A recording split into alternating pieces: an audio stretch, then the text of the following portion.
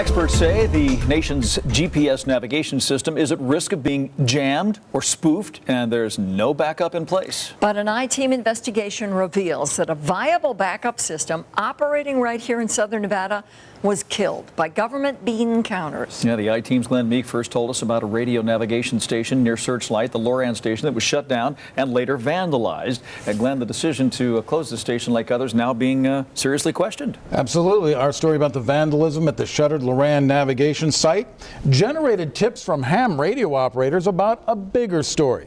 It's the story of how that Searchlight LORAN station was part of a radio navigation network that could have served as an important safety net should our orbiting satellite system fail. But instead, the LORAN system was shut down against the advice of top scientists. All of this has been stripped. Earlier this month, we showed you how a closed Coast Guard navigation station near Searchlight had been vandalized and government property looted. The President of the United States and the Commandant of the Coast Guard agreed that the LORAN system was no longer required for navigation as a result of technological advances in the last 20 years. The Searchlight station was one of 24 scattered around the country as part of a radio navigation system called LORAN. Gulf of Alaska chain has been secured.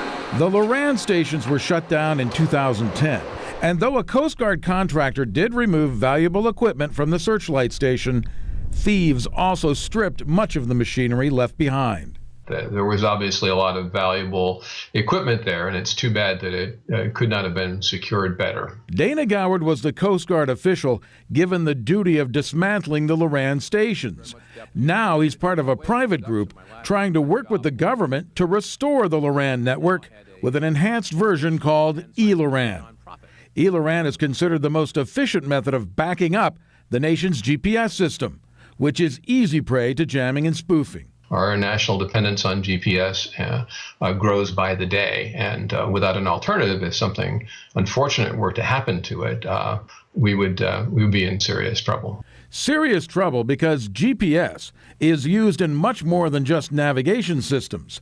Timing signals from the satellites are also used to regulate everything from traffic lights to power grids and cell phone towers. Iran claims it has captured one of America's most sophisticated spy planes. In a real-world example, Iran claims it used GPS spoofing a few years back to trick a U.S. drone into landing intact at one of its airfields. GPS is vulnerable because it's a weak, high-frequency signal from space. But LORAN is a powerful low-frequency signal based on Earth, and it's nearly impossible to jam. Thus, LORAN makes an ideal complement and backup to GPS. So, if you're wondering why the government pulled the plug on LORAN after spending $160 million to upgrade it, you're not alone. And I want to start really quick with the eLORAN system. Why did they stop it? My understanding was that it was a budget issue, and I would offer it's time to reconsider that decision quite seriously. Though some of the LORAN infrastructure has been demolished and would have to be rebuilt, Congress enacted a law to prevent any further dismantling of the assets.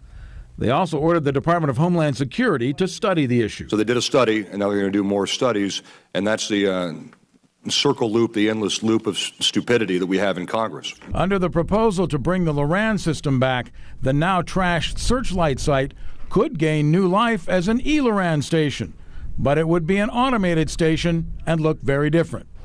Now, we've asked Congressman Joe Heck's office to look into what's happening with the Searchlight LORAN site because it's in his district, and his office has contacted the Coast Guard and is awaiting a response. Among the issues, whether the valuable property at the site was properly salvaged before closure, what will eventually become of the site, and whether the administration's decision to shut down the LORAN system was premature. But it is beginning to look like some upgraded version of this old school technology used down at Searchlight will have to be brought back as a backup system to GPS. How about that? Great tip from those ham radio operators. Great I'm glad people. they're watching. They are yes, great they people. are. Thanks, Glenn. Thank you, Glenn.